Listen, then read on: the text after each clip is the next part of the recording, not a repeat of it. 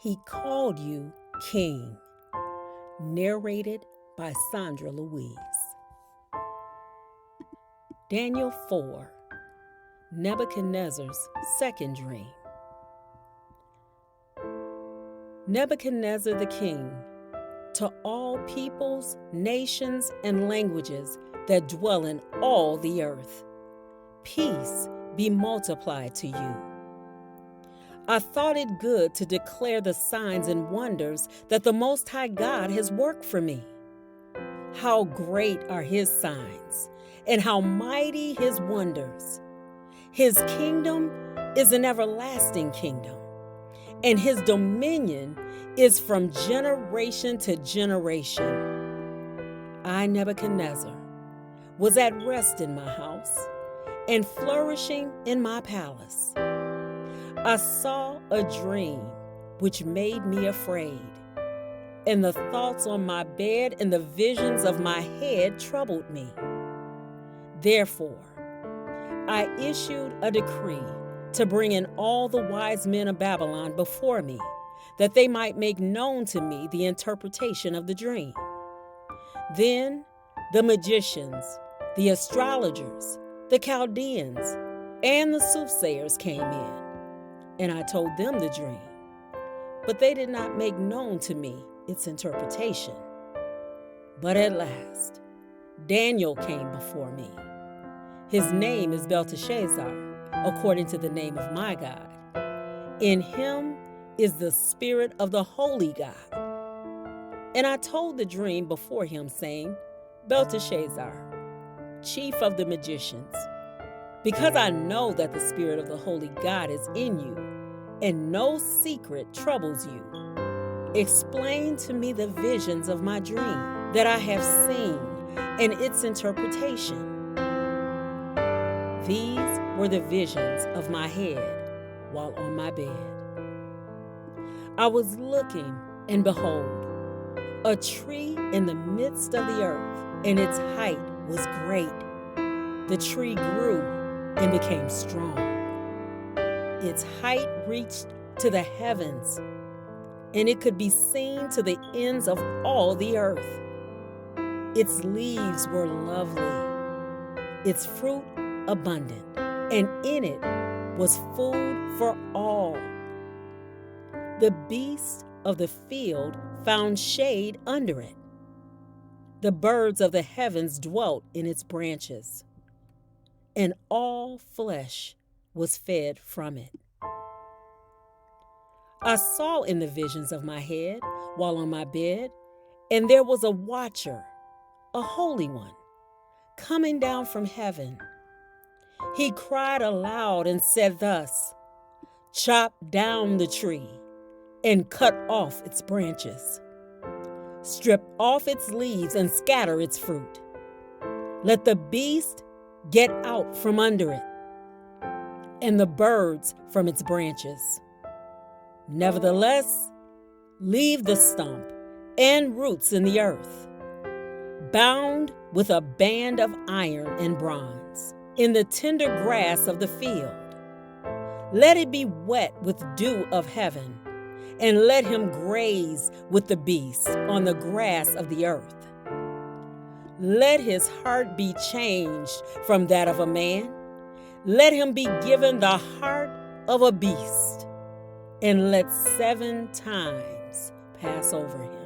This decision is by the decree of the watchers, and the sentence by the word of the holy ones, in order that the living may know that the Most High rules in the kingdom of men, gives it to whomever He will, and sets over it the lowest of men. This dream I, King Nebuchadnezzar, have seen. Now you know, Belteshazzar, declare its interpretation, since all the wise men of my kingdom are not able to make known to me the interpretation. But you are able, for the spirit of the holy God is in you. Daniel explains the second dream. Then Daniel, whose name was Belteshazzar, was astonished for a time, and his thoughts troubled him. So the king spoke and said, Belteshazzar, do not let the dream or its interpretation trouble you. Belteshazzar answered and said, My lord, may the dream concern those who hate you, and its interpretation concern your enemies. The tree that you saw, which grew and became strong, whose height reached to the heavens, and which could be seen by all the earth, whose leaves were lovely, and its fruit abundant, in which was food for all, under which the beasts of the field dwelt, and in whose branches the birds of the heaven had their home. It is you, O king, who have grown and become strong. For your greatness has grown and reaches to the heavens, and your dominion to the end of the earth. And inasmuch as the king saw a watcher, a holy one, coming down from heaven and saying, Chop down the tree and destroy it, but leave its stump and roots in the earth, bound with a band of iron and bronze in the tender grass of the field. Let it be wet with the dew of heaven, and let him graze with the beasts of the field till 7 times pass over him. This is the interpretation, O king, and this is the decree of the Most High, which has come upon my lord the king. They shall drive you from men. Your dwelling shall be with the beasts of the field, and they shall make you eat grass like oxen.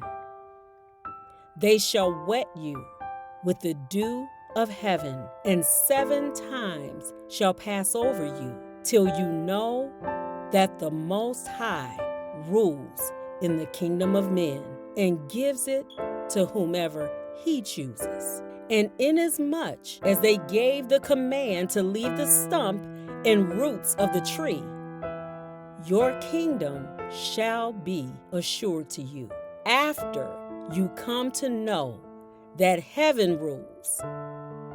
Therefore, O king, let my advice be acceptable to you. Break off your sins by being righteous, and your iniquities by showing mercy to the poor. Perhaps there may be a lengthening of your prosperity. Nebuchadnezzar's humiliation. All of this came upon King Nebuchadnezzar. At the end of the 12 months, he was walking about the royal palace of Babylon. The king spoke, saying, Is not this great Babylon that I have built for a royal dwelling by my mighty power, and for the honor of my majesty? While the word was still in the king's mouth, a voice fell from heaven. King Nebuchadnezzar, to you it is spoken. The kingdom has departed from you, and they shall drive you from men, and your dwelling shall be with the beasts of the field.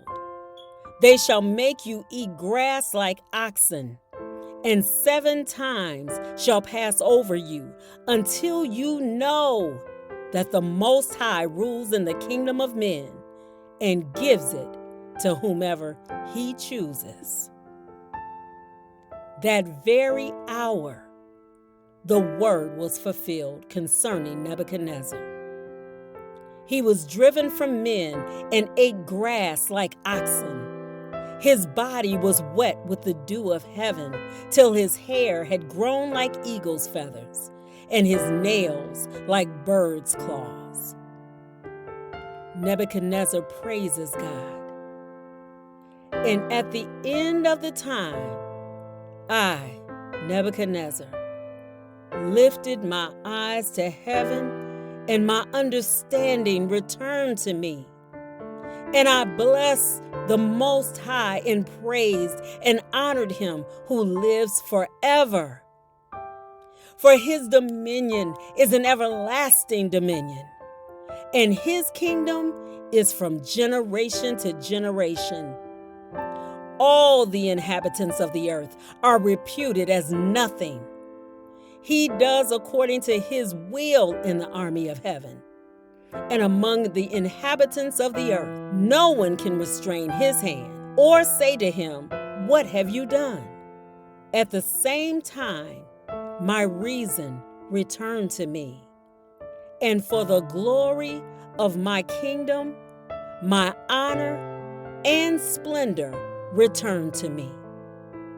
My counselors and nobles resorted to me.